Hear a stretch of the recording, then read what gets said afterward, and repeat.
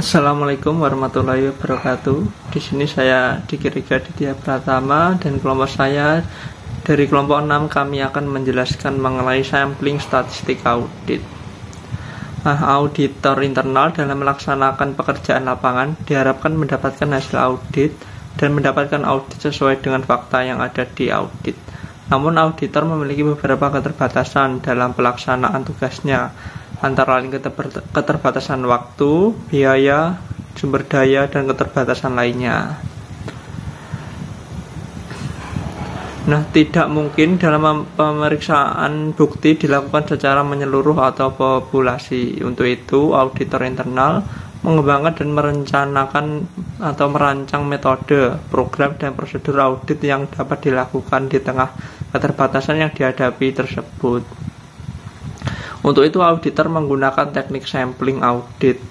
Penggunaan sampling sangat membantu auditor dalam pelaksanaan audit. Penggunaan sampling akan mengarah auditor untuk berfokus pada beberapa bagian dari populasi audit, tetapi tetap memperoleh gambaran yang utuh tentang populasi tersebut. Oleh karena itu, auditor sangat perlu menguasai pengetahuan dan keahlian tentang metode sampling.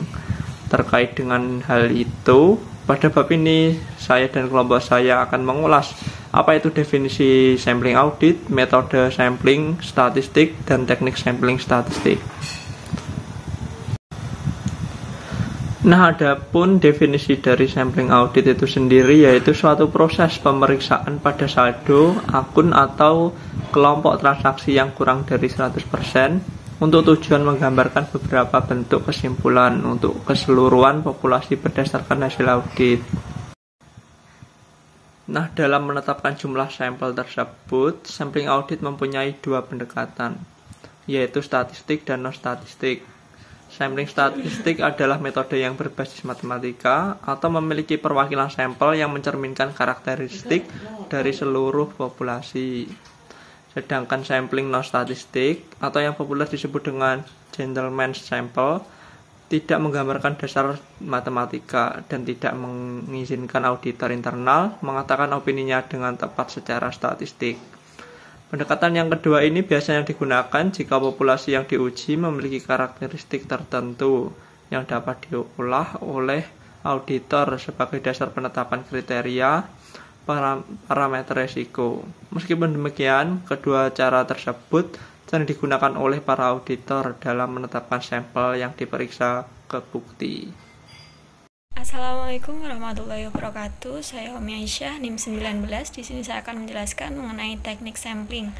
Ada beberapa metode yang digunakan untuk pengambilan unit sampel. Ada 7. Yang pertama ada metode random sampling. Teknik ini digunakan untuk memilih sampel dengan setiap unit di dalam populasi yang memiliki kesempatan yang sama untuk dipilih menjadi sampel. Yang kedua ada metode sampling strata.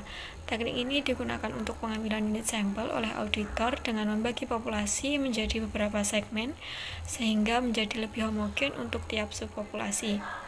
Yang ketiga ada monetary unit sampling yang digunakan apabila populasi yang diuji menggunakan satuan moneter sebagai karakteristik. Yang keempat ada atribut sampling. Teknik ini digunakan dalam pengambilan sampel untuk memperkirakan proporsi dari beberapa karakteristik atau atribut dalam suatu populasi. Yang kelima ada variabel sampling. Digunakan untuk menguji data yang bersifat angka. Yang keenam ada judgment sampling. Digunakan untuk pengambilan unit sampel dengan menggunakan judgment auditor yang dilakukan secara profesional. Dan yang terakhir ada discovery sampling. Teknik sampling yang bertujuan untuk menemukan suatu kejadian yang serius. Itu tadi pemaparan materi dari saya. Apabila ada kurang lebihnya, saya mohon maaf. Wassalamualaikum warahmatullahi wabarakatuh. Assalamualaikum warahmatullahi wabarakatuh. Saya Risma Oktavianti, NIM 1903101002. Di sini akan melanjutkan pemaparan materi yang selanjutnya yaitu pengujian audit dan metode sampling statistik. Pada pembahasan kali ini difokuskan pada sampling statistik dengan mempertimbangkan pendekatan yang lebih akurat dan aman. Terdapat dua jenis pengujian audit, yaitu pengujian kepatuhan atau pengendalian dan pengujian substantif. Pengujian kepatuhan atau pengendalian merupakan pengujian yang digunakan untuk menguji sejauh mana penerapan pengendalian internal yang dijalankan. Pengujian ini lebih menekankan pada atribut pengendalian, misalnya menguji jumlah bukti kas keluar, apakah sudah diotorisasi oleh pihak yang berwenang, apakah sudah diverifikasi, apakah sudah ada nomor urut atau tanggal, dan lain sebagainya. Sementara itu, pengujian substantif merupakan pengujian yang dilakukan untuk menindaklanjuti hasil pengujian pengendalian, yaitu sejauh mana pengujian substantif ini diperluas. Pendekatan ini lebih difokuskan pada kewajaran saldo nominal yang disajikan. Demikian pemaparan materi yang dapat saya sampaikan. Selanjutnya akan dijelaskan oleh rekan saya. Wassalamualaikum warahmatullahi wabarakatuh. Assalamualaikum warahmatullahi wabarakatuh. Perkenalkan, nama saya Ajeng Monika Rizky dengan NIM 1903101046. Saya di sini akan menjelaskan mengenai pengujian pengendalian. Salah satu pendekatan sampling yang umumnya digunakan auditor adalah pengujian pengendalian, yaitu atribut sampling. Atribut sampling adalah proses pengambilan sampel untuk memperkirakan proporsi dari beberapa karakteristik atau atribut dalam suatu populasi. Dan auditor itu akan melakukan pengujian untuk jumlah item yang memiliki beberapa jenis kesalahan yang signifikan. Yang difokuskan itu bukan total nilai moneter dari semua kesalahan, tetapi terkait dengan kepatuhan atributnya. Atribut sampling ini berguna ketika auditor itu menghadapi seberapa besar barang yang akan diperiksa dan ingin diuji. Adapun kunci parameter atribut sampling, yaitu yang pertama ada tingkat kesalahan maksimum yang dapat ditoleransi.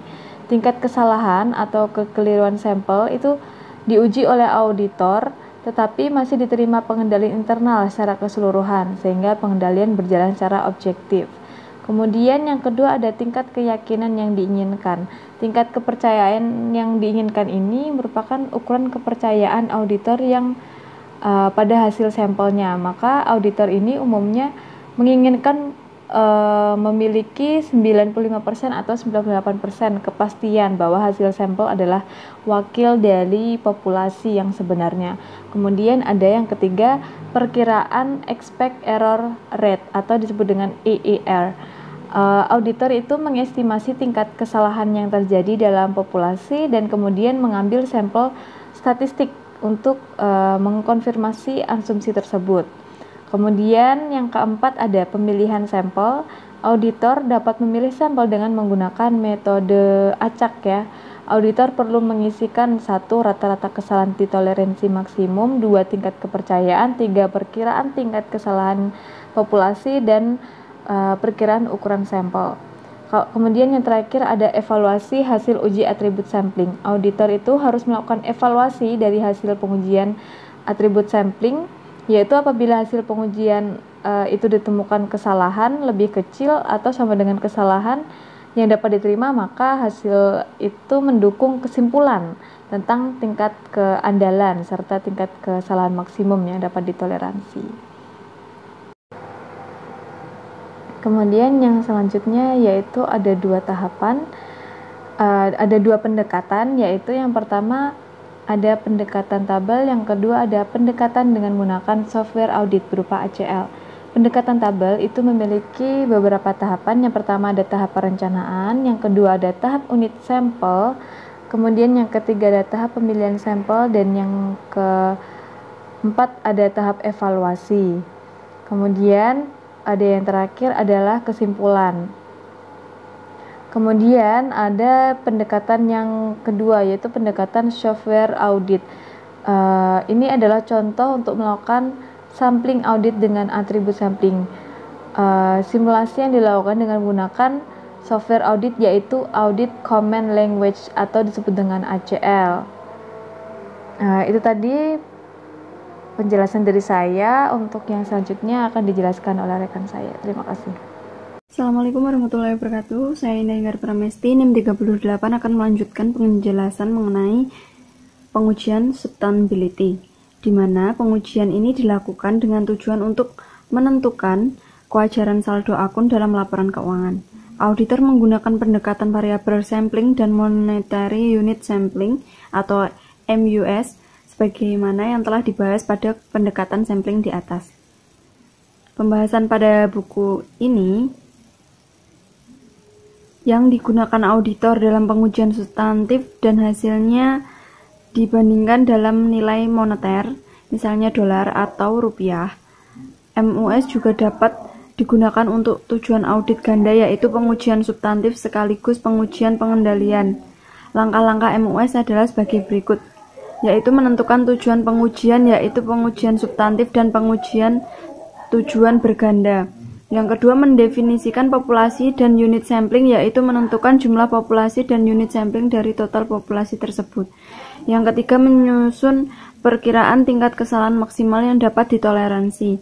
Yang keempat, menentukan besarnya sampel dan mempertimbangkan hal-hal seperti resiko yang diterima, tingkat kesalahan, dan perkiraan mengisi tingkat penyimpanan pada populasi. Yang berikutnya, memilih sampel secara acak, secara sistematis, atau dengan bantuan komputer. Yang keenam, melakukan prosedur audit, misal tracing, faucing, dan konfirmasi perhitungan ulang atau prosedur yang lain. Mengevaluasi dan hasil sampel dengan mempertimbangkan hal-hal seperti kesalahan ataupun yang lain-lain. Dan yang terakhir, membuat kesimpulan secara menyeluruh. Itu tadi materi yang dapat saya sampaikan. Atas kurang lebihnya saya mohon maaf. Waktu dan tempat saya kembalikan ke moderator. Sekian yang dapat kami sampaikan untuk presentasi kali ini. Kami tutup. Atas perhatiannya kami ucapkan terima kasih. Dan apabila ada kelebihan dan kekurangannya, mohon dimaafkan. Wassalamualaikum warahmatullahi wabarakatuh.